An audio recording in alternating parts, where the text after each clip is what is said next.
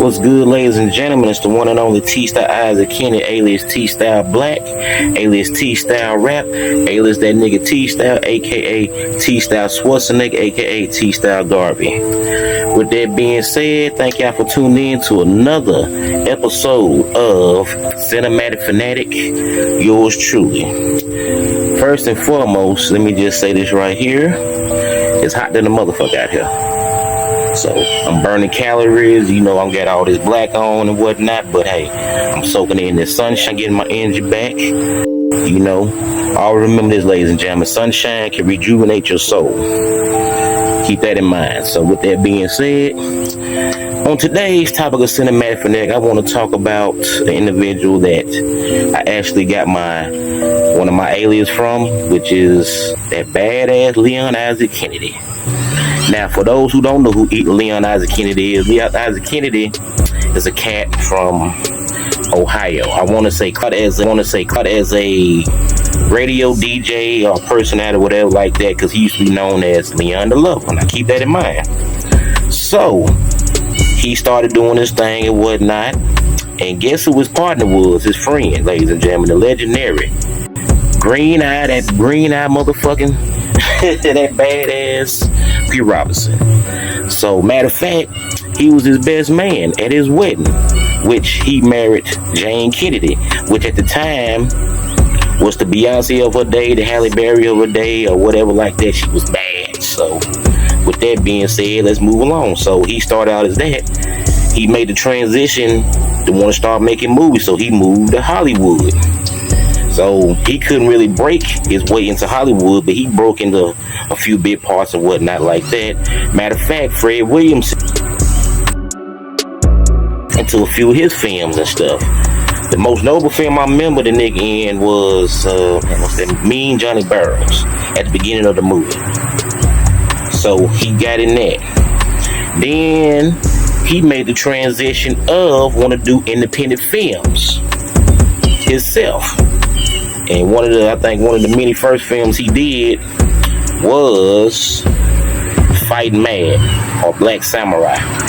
It was him, Jane, and I can't think of the other cat that was in there, but he was a hot commodity at the time. But the movie is off the chain. It's about these three individuals that was in the Vietnam War, 2 black and 1 white.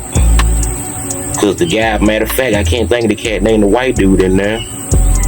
He was in there, but he broke loose and started doing other stuff in the game. So that movie right there was his first. He was an associate producer. He was a part writer of the film. That's when Jama Fanaka, a legendary black filmmaker himself, came and hollered at home. And he said, "Hey, I got this script. It's called Penitentiary.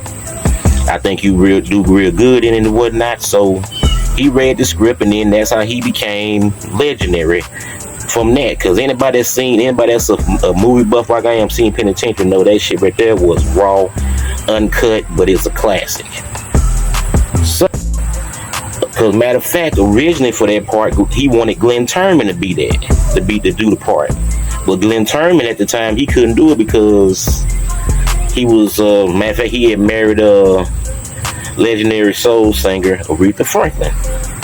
Keep the thing caps on, y'all. Y'all stay with me now.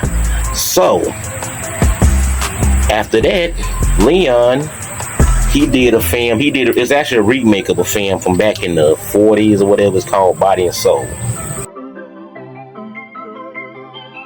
So, he's a boxer named Leon Jackson, which is stage name or his fight name was going to be Leon the Lover, right? Y'all keep with me now. Y'all excuse the fans and the flies and shit. So that popped off, and guess who was his co-star? His wife, Jane Kennedy. And he also got one of the greatest of all time to be in the film, which was Muhammad Ali.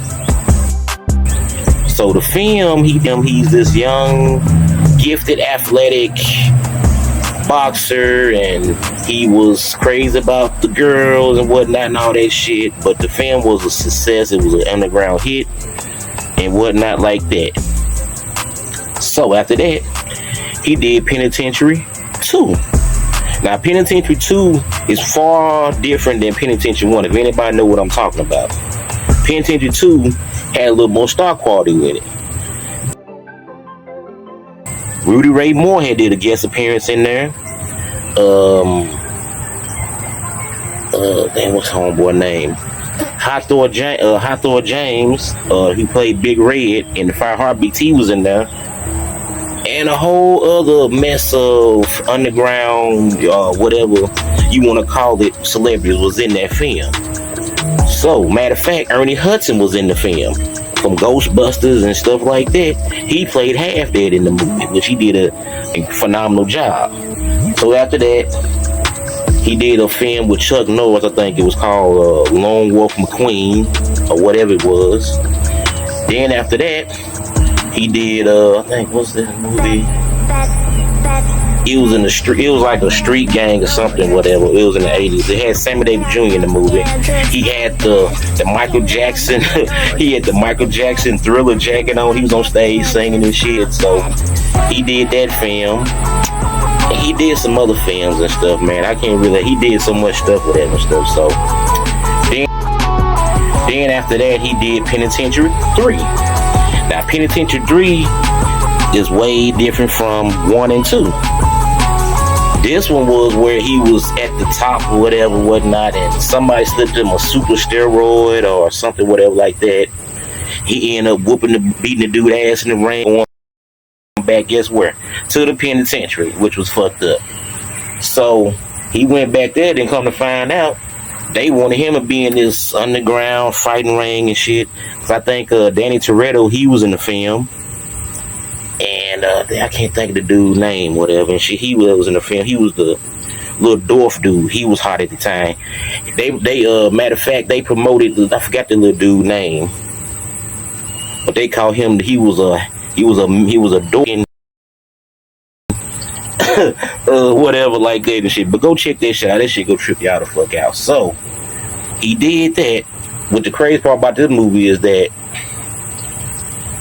on the episode of Martin where he had to fight Tommy the Hitman Hearns, he reenacted a scene there where Toos was fighting this dude. He put in the top. He a fake ass Hulk Hogan looking motherfucking shit. So he fought him. He got hit, and he hit the back of the thing like they were here, wow, like that and shit. So that happened. But if anybody seen the episode, they know what I'm talking about. But on different when Martin was stuck on like it right here and shit. But he got that from that. So a little bit, keep the thing cap on, y'all. I'm telling y'all, I'm giving y'all all kind of jewels and Easter eggs here, so keep in mind. Now, after that, he stepped away from filmmaking because he saw how the game was going. Then he went into ministry and stuff like that. And then after that, he partnered with Smokey Robinson, and then they formed Smokey Robinson Foods on the West Coast.